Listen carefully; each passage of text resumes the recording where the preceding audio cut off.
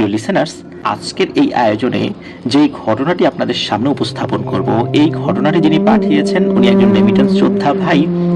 ওনার ঘটনায় আগে আমরা প্রচার করেছি। ওনার নাম আহমেদ। উনি বর্তমানে সংযুক্ত আরব আমিরাতে রয়েছেন। ওনার দেশের বাড়ি নোয়াখালী জেলার বেগমগঞ্জ থানায়। উনি নোয়াখালীর SA কলেজ থেকে ডিগ্রিতে লেখাপড়া করেছেন। ওই ডিগ্রিতে লেখাপড়াকালীন ওনার ক্লাসমেট থেকে একটি ঘটনা উনি সংগ্রহ করেছিলেন বা অনেক আগে শুনেছিলেন আর কি। তো ওই ক্লাসমেটের সাথে এখন ওনার সম্পর্ক খুব ভালো আছে। তো ওই যে ক্লাসমেট, উনি আবার ওনার দাদার কাছ থেকে ঘটনাটি সংগ্রহ করেছিলেন। ওনার ক্লাসমেটের নাম হচ্ছে আসিফ, আর আসিফের দাদার নাম হচ্ছে হিরণ মাঝি। উনি অনেক বয়স্ক হয়ে গেছেন আর কি, এই হিরণ মাঝি দাদু। তো হিরণ মাঝি দাদুর একজন বন্ধু ছিল, তার নাম হচ্ছে হোরা মাঝি। আর এই হোরা মাঝির সাথেই ঘটে যাওয়া বা হোরা মাঝির পরিবার বা আশেপাশে একটা প্রেক্ষাপট সৃষ্টি হয় ওই ঘটনাটি ঘটার জন্য। তো সেই ঘটনাটি আপনাদের সামনে এখন উপস্থাপন করব। ঘটনাটির সময়কাল 1940 বা এর আশেপাশে। তখন এই যে হিরণ মাঝি দাদু এবং হোরা মাঝি, ওনারা কিন্তু তরুণ বয়স্ক। তো ঘটনাটি ঘটেছিল এই নোয়াখালী জেলার হাতিয়ার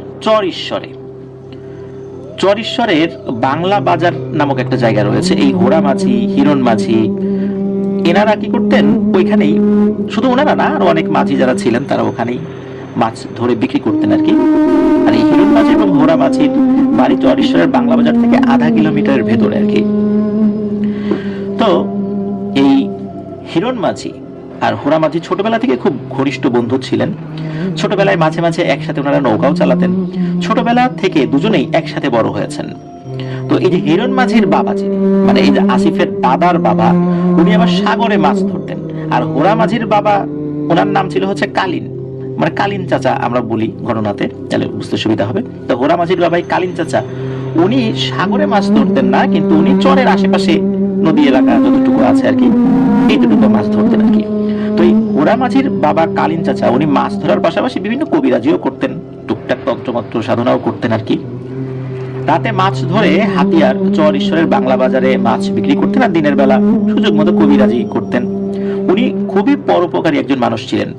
কখনো কারো বিপদ দেখলে, কোনো মানুষকে যদি না পাওয়া যায়, এই কালীন চাচা সবার আগে এগিয়ে যাবেন। উনি মানুষকে মানে কখনোই ক্ষতি করেছেন এরকম কোনো নজির পাওয়া যায় না।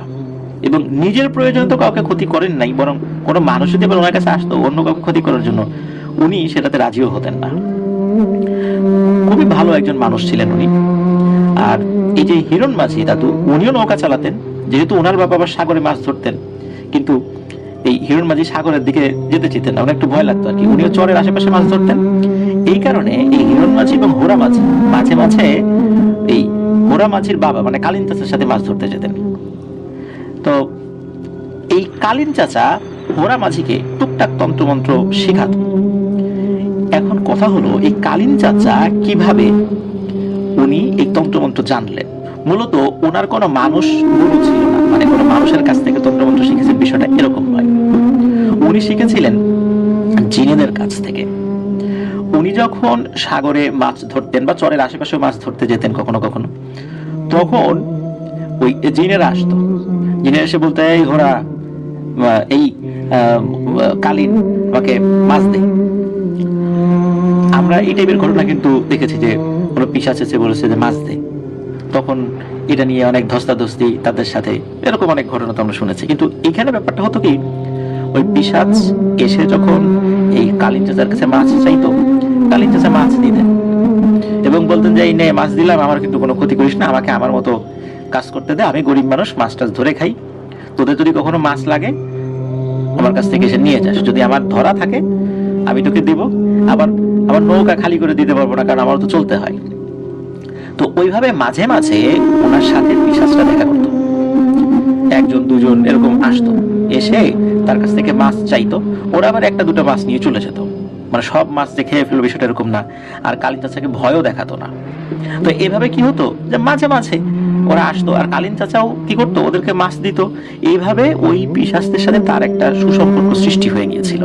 পিশাচটা তার ক্ষতি করতো না, উনিও তাদেরকে মাছ দিত। আর কালীন চাচা মাঝে মাঝে মানুষদের উপকারের জন্য কিছু কিছু সমস্যা ওই পিশাচদের কাছে বলতো যে আমার তো ওরকম একজন লোক আসছিল আমার কাছে, এরকম একটা সমস্যা নিয়ে আসলে কি করা যায় আর একটু পরামর্শ দেন। তখন পিশাচরা কি করতো, কোনো পরামর্শ দিত বা ক্ষেত্র বিশেষ ওই পিশাচরা ওই সমস্যার সমাধানের চেষ্টা করতো। এমনটা না যে পিশাচদেরকে বাধ্য করতো, কারণ যেহেতু কালীন চাচা ওদেরকে মাছ দিত, এই কারণে পিশাচটা নিজের থেকে যদি মন চাইতো ওই সমস্যাটা সমাধান করতো আর কি, যদি তারা পারতো। এভাবে একটা ভালো সম্পর্ক হয়ে যায়। তো এর মধ্যে আবার কি হয়েছে, এই কালীন চাচা ওই সমুদ্রে মাছ ধরতে ধরতে হঠাৎ করে একটা পিতল বা এরকম ধাতব কোনো একটা জিনিস দিয়ে তৈরি একটা কলস পেয়েছিল। সেই কলসের মুখটা খুব শক্ত করে বন্ধ ছিল। তো ওই দিন উনি একাই ছিলেন নৌকাতে। সাগর তখনও শুরু হয়নি, একদম গভীর সাগরে তো যেত না। উনি ছোট একটা সাম্পান টাইপের একটা জিনিস নিয়ে খুব বেশি দূরে যেত না, মানে সাগরে শুরু হয়েছে বা এরকম আর কি, এমন একটা জায়গায় থাকতো যাতে করে উনি নিজে নিজে চলে আসতে পারতো। ছোট জাল ছিল। তো উনি ওটা দিয়ে মাছ ধরছেন। ওই সময় এখন ওই কলসটা পেয়েছেন, কলসের মুখটা খুব শক্ত করে বন্ধ ছিল। উনি চিন্তা করেছেন যে ভিতরে গুপ্তধন জাতীয় কিছু একটা হবে আর কি। তখন ওই মুখটা উনি অনেক কষ্ট করে খুলেছেন। খোলার পর ভিতর থেকে ধোয়ার মতো তিনটা জিনিস বের হয়ে তিনটা অবয়ব সৃষ্টি হয়েছে। এর মধ্যে নাকি দুইটা ছিল হিন প্রজাতির জিন, আর একটা ছিল ইফরিত প্রজাতির জিন। এগুলো ছিল কি ওইটার মধ্যে বন্দী ছিল। এগুলো যখন বের হয়ে, তখন তো রাতের বেলা, নিজেদের আকার ধারণ করেছে, তখন তো এই কালীন চাচা ভয় পেয়েছেন উনি, আর ওরাও মুক্তি পেয়ে তো খুব খুশি। এখন ওই তিনটা জিন চিন্তা করেছে যে এই যে আমাদেরকে যে মুক্তি দিল, এটা কি আবার কোনো তান্ত্রিক কবিরাজ কিনা, আবার আমাদেরকে বাধ্য করে কোনো কাজ করাই কিনা। এই চিন্তা করে ওরা মানে ভাবছে যে এই বেটাকে কি মেরে ফেলবো নাকি। এর মধ্যে কি হয়েছে, ওই যে পিশাচ যে জিনগুলো যারা ওর এই কালী চাচার কাছ থেকে মাছ খেত, এর আবার ওইদিকে এসেছে। আসার পরে তখন ওই পিশাচরা ওই তিনটা জিন, যে দুইটা হিন প্রজাতির জিন আর হচ্ছে আর ইফরিত জিন, তাদেরকে বলেছে যে ওস্তাদ এই কালীনকে কোনো ক্ষতি করেন না, এ ভালো লোক, আমাদেরকে মাছ দেয় কিন্তু বিনিময়ে কখনো আমাদেরকে কোনো কাজ করতে বাধ্য করে না। এমনি মাঝে মাঝে বলে কোনো একটা মানুষের উপকারের জন্য, যদিও আমরা মানুষের উপকার করি না, কিন্তু তারপরও ও যেহেতু আমাদের মাছ টাছ দেয়, এই জন্য কখনো কখনো মনে চাইলে কোনো কাজ করে দিই। তো ভালো মানুষ, আপনাদের কোনো সমস্যা করবে না, ও কোনো তন্ত্রমন্ত্র দিয়ে আবার আপনাদেরকে বন্দি করবে না, কোনো সমস্যা নেই, ওর কোনো ক্ষতি করেন না। তখন এই জিনদের সুপারিশ পেয়ে মূলত ওই তিনটা জিন খুশি হয়। তখন ওই তিনটা জিনের মধ্যে শক্তিশালী যে ইফরিত সম্প্রদায়ের যে জিনটা ছিল, সে ওই কালীন চাচাকে একটা মাদুলির মতো কিছু একটা জিনিস দিয়েছিল, বলেছিল যদি কখনো প্রয়োজন হয় শুধু তখন আমাকে স্মরণ করবা, চেষ্টা করব তোমার উপকার করার জন্য। এরপরেও এই সমুদ্রে মাছ ধরতে গিয়ে ওই জিনদের সাথে, মানে ওই যে তিনটা জিন বা আশেপাশে সবসময় দেখা সাক্ষাৎ হতো, এভাবেই মূলত ওনার সাথে এই জিনদের সখ্যতা সৃষ্টি হয়। আর ওই যে যেই পিশাচ, যেই জিনেরা, তারপরে হিট এবং ইফরিদ, ওরাই মাঝে মাঝে কিছু কিছু তন্ত্রমন্ত্র ওনাদেরকে মানে কালীন চাচাকে শিখিয়েছিলেন। ওইটা দিয়েই উনি বিভিন্ন ভাবে মানুষের উপকার করতেন, কখনো ক্ষতি করতেন না। আর এই কালীন চাচা হোরা মাঝিকে, মানে কালীন চাচা তার ছেলে হোরা মাঝিকে বলেছিলেন যে তার মৃত্যুর পর এই যে যেই মাদুলির মতো যে জিনিসটা, যেটা ওই পিশাচ জিনেরা তাকে দিয়েছিল, তো উনি বলেছিলেন যে এই জিনিসটা আমার মৃত্যুর পর তুমি তোমার কাছে রাখবা, কখনো ওদেরকে দিয়ে জোর করে কাজ করাবা না, যদি না ওরা নিজের ইচ্ছায় কাজ না করে, আর মানুষের শুধু উপকার করবা, কখনো ক্ষতি করবা না। এইভাবে আস্তে আস্তে হোরা মাঝিকে উনি টুকিটাকি জিনিস শিক্ষা দিতেন, এই কারণে যে আসলে সমুদ্রে মাছ ধরতে যেতেন, কখন নৌকা ডুবি হয়, কখন কি সমস্যা হয়, এই বিষয়গুলো আসলে বলা যায় না। সবাই যে স্বাভাবিকভাবে মৃত্যু হবে এমনটা তো ভাবা ঠিক না, যে কোনো বয়সে যে কোনো ভাবে মৃত্যু হয়ে যেতে পারে। এই জন্য উনি এই হোরা মাঝিকে অল্প অল্প করে তন্ত্রমন্ত্র শেখাতে থাকেন। এভাবেই চলছিল, মানে বিষয়টা এইভাবে স্বাভাবিকভাবেই যাচ্ছিল। উনিও মাছ ধরছেন, পিশাচদেরকে মাছ দেন, হোরা মাঝিকেও কিছু শেখাচ্ছেন, তারপরে এই ভাবে মাছ টাছ ধরছিলেন আর কি। তো এখন কি হয়েছে যে ওই গ্রামে একজন মাতুব্বর ছিল আর কি। এই মাতুব্বরের বেশ কিছু নৌকা ছিল। উনি কি করতেন, মাঝিদেরকে জাল এবং নৌকা ভাড়া দিতেন। সারা রাত মাছ ধরে যত মাছ পাওয়া যেত এর 3 ভাগের 2 ভাগ নিতে হচ্ছে ওই মাতুব্বর, আর 1 ভাগ পেতে হচ্ছে ওই মাঝিরা বা জেলেরা। ওনারা ওইটা বিক্রি করে জীবিকা নির্বাহ করতেন। এই যে মাতব্বর সে কি করেছিল, জোর জবরদস্তি করে এই কালীন চাচা মানে এই যে হোরা মাঝির পরিবারের বেশ কিছু জমি জবরদখল করে রেখেছিলেন। এইটা নিয়ে একটা সমস্যা সৃষ্টি হয়। এখন কালীন চাচা উনি তো গরিব মানুষ, আর ওনার পিশাচ বন্ধু বান্ধব থাকলেও কখনো তাদেরকে ব্যক্তিগত কাজে উনি লাগাতেন না তাদেরকে। তো উনি বারবার মাতব্বরকে বলতেন যে তিনি যেন তার দখলকৃত জমিটা ছেড়ে দেন, কিন্তু মাতব্বর এগুলো আসলে কোনো ভ্রুক্ষেপ করতো না, সোজা কথা আর কি। তো এখন এই যে সমস্যা, এই সমস্যা আস্তে আস্তে প্রকট হতে থাকে। কালীন চাচাও চেষ্টা করছিলেন মাতব্বরকে ফোর্স করে, মানুষদেরকে দিয়ে, আরো যে গণ্যমান্য ব্যক্তি আছে তাদেরকে বলে জমিটা যেন উদ্ধার করা যায়। তো যখন গণ্যমান্য ব্যক্তিদেরকে দিয়ে মাতব্বরকে ফোর্স করানো হলো, মানে চাপ দেওয়া হলো, তখন মাতব্বর বিষয়টা ভালোভাবে নেননি। এই মাতব্বরের কিছু চেলা ছিল, এই চেলাগুলো দিয়ে রাতের বেলা এই কালীন চাচার বাড়িতে আক্রমণ করায় এই মাতব্বর।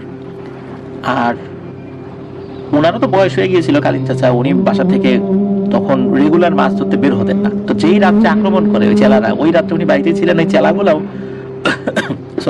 চেলাগুলাও ওই চিন্তা ভাবনা করেই গিয়েছিলেন যে আজকে তো আছে সে বাড়িতে। ওরা কি করেছে, গিয়েই বাড়ির চারদিকে আগুন ধরিয়ে দিয়েছে, আর বিভিন্ন তেল জাতীয় কিছু জিনিস যেগুলো আসলে খুব দাহ্য পদার্থ আর কি, এগুলো ছড়িয়ে দিয়েছিল, যার ফলে দাউ দাউ করে আগুন জ্বলে ওঠে। ওই রাত্রে আবার কি হয়েছে, এই যে হিরণ মাঝি আর হচ্ছে এই হোরা মাঝি, এই দুজন আবার একত্রে মাছ ধরতে বেরিয়েছিলেন। ওই দিন দুইজন একটা নৌকা নিয়ে বেরিয়েছিলেন। এখন এই কারণে এই হোরা মাঝি উনি ওই রাতে বাসায় ছিলেন না। যখন সকালবেলা বাসায় আসেন তখন আসলে সব শেষ হয়ে গেছে, বাড়ি পুড়ে ছাই। কালীন চাচা, তার স্ত্রী মানে হোরা মাঝির মা, বাবা, আরো যে কয়েকজন পরিবারের সদস্য ছিল প্রত্যেকেই আগুনে পুড়ে একদম নির্মম ভাবে নিহত হন। এদিকে হোরা মাঝি পরিবারের প্রত্যেকটা সদস্যকে হারিয়ে পাগলের মতো হয়ে যান, কান্নাকাটি বিলাপ। আসলে এই সান্ত্বনাটা কিভাবে দেবেন? হিরণ মাঝি তার বন্ধু কি সান্ত্বনা দিবেন তাকে? এই সান্ত্বনা দেওয়ার ভাষা তো আসলে নেই। এদিকে এই হোরা মাঝি বুঝতে পারেন যে এই কাজটা কে করেছে, কিন্তু তারা তো দুর্বল, ওই মাতব্বরের সাথে তো পেরে উঠবে না। সামাজিক ভাবে ওই মাতব্বর অনেক শক্তিশালী ছিল, তার সাথে কোনোভাবে পেরে ওঠা সম্ভব নয়। ওই পোড়া বাড়ির ভেতর থেকে সেই মাদুলিটা উদ্ধার করেছিলেন, কারণ ওই মাদুলিটা মূলত ওই কালীন চাচার কোমরের সাথেই বাঁধা ছিল। যেহেতু আগুন ধরে গিয়েছিল, উনি ছটফট করেছিলেন, আগুন শরীরে যখন তার ধরে গিয়েছে এদিক ওদিক ছুটেছিলেন ঘরের মধ্যে, এই জন্য ওটা তো ওনার বডির সাথে ছিল না, বাড়ির অন্য জায়গায় ছিটকে পড়ে গিয়েছিল ঘরের মধ্যে আর কি। ওটা অনেক কষ্টে খুঁজে বের করেন, এবং ওইটা পাওয়ার পর তার বাবা তাকে যতটুকু তন্ত্রমন্ত্র বিদ্যা শিখিয়েছিলেন সেটা দিয়ে প্রতিশোধ নেয়ার চিন্তা করেন। আসলে তার প্রতিশোধের যেই স্পৃহাটা জেগে উঠেছিল এটা অমূলক নয়, এটা সত্য, কিন্তু উনি যে পদ্ধতিটা অবলম্বন করেছিলেন এটা মোটেও ঠিক নয়। তো যেটা হতো সেটা হলো, হোরা মাঝির পরিবারের সদস্য তো কেউ নেই, হোরা মাঝি খাবে কোথায়? তখন এই হিরণ মাঝি, এই হিরণ দাদু যিনি, ওনার বাড়িতে হোরা মাঝি দিনের বেলা আসতো, খাওয়া দাওয়া করতো, কিন্তু রাতের বেলা কখনোই আর হিরণ মাঝি বা হিরণ দাদুর সাথে মাছ ধরতে এই হোরা মাঝি বের হতো না। রাতের বেলা সাথে কোথায় থাকতো, কোথায় যেত এটা কাউকে বলতো না। মাঝে মাঝে হিরণ মাঝি দাদু জিজ্ঞেস করতেন, কিরে হোরা, তুই আমাদের বাড়িতে চলে আয়, একসাথে মাছ ধরতে যাব। তোর মা বাবা মারা গেছে। আমার মা বাবাই তোর মা বাবা, তুই আমাদের বাড়িতে থাকবি। কিন্তু তারপরেও হোরা মাঝির চোখে মুখে প্রতিশোধের নেশা তখন চেপে বসেছিল। হোরা মাঝি এর মধ্যে কি করেছে, ওই যে মাদুলিটা দিয়ে ওই হিন এবং ইফরিত যে তিনটা, মানে একটা জিন ছিল এবং হিন যে দুটা জিন ছিল এবং অন্যান্য পিশাচ যেগুলো ছিল তাদেরকে সে তলব করে। তলব করার পর তাদেরকে তার প্রতিশোধের ইচ্ছাটা জানায়। এরপর থেকে মূলত ঘটনাটা ভয়ানকভাবে শুরু হয়। রাত হলেই এই চর ঈশ্বর যেন হয়ে উঠতো ভয়ঙ্কর এক জগৎ। চারদিকে ঘোর অন্ধকারে বিধি থাকতো, আকাশ বাতাস যেন বিষাক্ত হয়ে উঠতো, কোথাও কোনো ঝড় টর নাই, কিন্তু এই চর ঈশ্বরের উপর মনে হচ্ছে যে কালো মেঘ থাকতো রাতের বেলা। দিনটা ছিল শুক্রবার, যখন হোরা মাঝির ওই প্রতিশোধের পালা শুরু হয়। ওই শুক্রবার রাতেই সবাই দেখতে পায় ওই মাতব্বরের বাড়ির আশেপাশে বড় বড় দানব ঘোরাফেরা করছে এবং আগুনের ফুলকে এদিক ওদিক ছোটাছুটি করছে। শনিবার রাতেই ওই গ্রামেরই যারা মাতব্বরের সাথে চলতো, মানে এইসব চেলাফেলা ছিল, ওদের 7 জন ডায়রিয়া আক্রান্ত হয় এবং ওই দিনেই মারা যায়। মানে ওদেরকে যে ভালো কোনো ট্রিটমেন্ট দেবে এই সুযোগটা পায় না। তাছাড়া চর এলাকা, ওখানে তো আসলে ট্রিটমেন্টের সুযোগ ছিল না। আর এই যে আগুনে পুড়িয়ে যে মেরে ফেলেছে, এটা এমন ভাবে সাজিয়েছিল, বিশেষ করে ওই যে হোরামাছির পরিবারকে মনে হচ্ছে অ্যাক্সিডেন্ট, কেউ যে মেরেছে এর কোনো প্রমাণ ছিল না। কিসের থানা পুলিশ করবে, কোনো সুযোগ নাই, কোনো প্রমাণ নাই। আর দুর্গম চর এলাকা ওই সময় ছিল, বুঝতেই পারছেন, সেই 1940 সালের আশেপাশের সময়, ব্রিটিশ পিরিয়ড। তখন তো পুলিশের কাছে যাওয়া, কেস কাবারি করা, এগুলো তো অত্যন্ত দুরূহ ব্যাপার ছিল। আর তাছাড়া প্রমাণই নাই কে মেরেছে, তো করবেটা কি? বাধ্য হয়েই এই হোরামাছি এই ভয়ানক সিদ্ধান্ত নিয়েছিল আর কি। তো ওই যে যেই চেলাগুলোর মধ্যে 7 জন তো শনিবারের দিন মারা গেল ডায়রিয়া হয়ে। এর 3 দিনের ভিতরে টোটাল এলাকার 17 জন মানুষ মারা যায়। কেউ ঘাড় মটকে ছিল, মানে কারো ঘাড় মটকে ছিল, কেউ ডায়রিয়ায়, আবার কেউ রাতের বেলা ওয়াশরুমে যাওয়ার জন্য বের হয়েছিল, ওই উঠোনেই মরে পড়েছিল। তো এইভাবে 17টা মানুষ মারা গিয়েছিল। 17টা মানুষের ছিল ওই মাতব্বরের চেলা। তো তখন তো এলাকা সবাই বুঝে যায় যেটা আর কিছু না, এটা হচ্ছে এই মাতব্বরের পাপের ফসল। কারণ গ্রামের মানুষ বুঝতে পেরেছিলেন যে আসলে ঘটনাটা কি হয়েছিল, কিন্তু তারা তো মুখ খুলে কিছু বলতে পারতো না। তো যাই হোক, হোরামাছির প্রতিশোধের একটা অংশ শেষ হলো তার চেলাগুলোকে মেরে। এর ভিতরে কিন্তু প্রতিদিন হোরামাছিকে তার ভিটাতে দিনের বেলা কান্না করতে দেখা যেত, খুবই বিলাপ করে কান্না করত, কিন্তু রাতের বেলা তাকে দেখা যেত না। এর ভিতরে ওই মাতব্বর যখন দেখতে পায় তার সব চেলাগুলো মরে গেছে, সে তখন হোরামাঝিকে মারার জন্য উদ্যত হয়। কিন্তু ওই মাতব্বর রাতের বেলা হোরামাঝিকে খুঁজে পেত না, শুধু ওই দিনের বেলাতেই হোরামাঝিকে তার ভিটার কাছে দেখা যায়। তখন দিনের বেলা এতগুলো লোক দিয়ে যে হোরামাঝিকে মারবে, এটাও তো একটা সমস্যার ব্যাপার ছিল। রাতের বেলা মারতে সুবিধা, তাতে প্রমাণ থাকে না। আর ওর যে চেলাগুলো ছিল, 17টা চেলা তো মারাই গেছে, নতুন করে তার আশেপাশে কোনো চেলা আসতে চাইতো না, ভয় যে ওই মাতব্বরের যেই চেলা হবে সেই মরবে। এই জন্য মাতব্বরও বেশ একাকী হয়ে গিয়েছিল আর কি। এর মধ্যে মাতব্বরের বাড়িতে একটা সমস্যা দেখা দিল। রাতের বেলা মাতব্বরের বাড়ির আশেপাশে অনেক বড় বড় শ্যাডো আকৃতির, মানে ছায়ার মতো কি যেন ঘোরে, এবং এগুলো নিজেদের মধ্যে ফিস ফিস করে কথা বলে। আর এই ফিস ফিস কথা মাতব্বর সহ মাতব্বরের ফুল ফ্যামিলি এই কথাগুলো শুনতো। তারা বুঝতে পারতো তাদের বাড়ির চারদিকে কি যেন ঘোরাফেরা করছে এবং ফিস ফিস করে কথা বলছে। রাতের বেলা এই মাতব্বরের বাড়ির আশেপাশে মানুষের চলাচল বন্ধ হয়ে যায়, কেউ ভয় আসে না, আমাকে দিনের বেলা তো আসতে চায় না। চিন্তা করে মাতব্বরের বাড়িতে যাব, না জানি কোন বিপদে এসে পড়ি, কার ডায়রিয়া হয়, কে কিভাবে মারা যায়। মানে সকলের মধ্যে একটা আতঙ্ক সৃষ্টি হয়ে যায় যে মাতব্বরের বাড়ির আশেপাশে যাওয়া যায়। অনেকটা মাতব্বরে এক ঘরে হয়ে যায় আর কি। মানুষজন তাদেরকে মানে তাদের ফ্যামিলির সাথে বা তার ফ্যামিলির সাথে কথা বলতে ভয় পেত।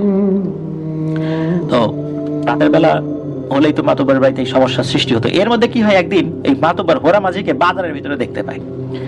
দেখতে পেয়ে তো হোরামাঝিকে খুব ধমক দিতে থাকে, গালিগালাজ করতে থাকে, বলতে থাকে যে আমি তোকে দেখে নিব, তোর বাবার এবং তোর মা সহ তোর ফ্যামিলির যে পরিণতি হয়েছে তোরও সে একই পরিণতি হবে। তো এইটা হোরামাঝিকে হুমকি দেয়। লোকজনের তো আসলে বুঝতে আগেও বাকি ছিল না, আর এই হুমকি দেওয়ার পর লোকজনের বুঝতে বাকি থাকে না যে হোরামাঝির বাড়িতে কে আগুন লাগিয়েছিল। তবে মানুষজন দেখে যে এই হুমকি দেওয়ার পর হোরামাঝি উল্টো অট্ট হাসি দিচ্ছে, মানে এই হুমকিতে তার কোনো ভ্রুক্ষেপ নাই, এবং অট্ট হাসি দিয়ে এক দৌড়ে বাজারের মধ্যে মিলিয়ে যায়। আর ওই মাতব্বর সে যে দৌড়ে ধরতে যাবে সে সুযোগ পায় নাই। হোরামাঝি কোথায় যে মিলিয়ে গেল মানুষের ভিড়ের মধ্যে, আর হোরামাঝিকে আর দেখতে পাই নাই।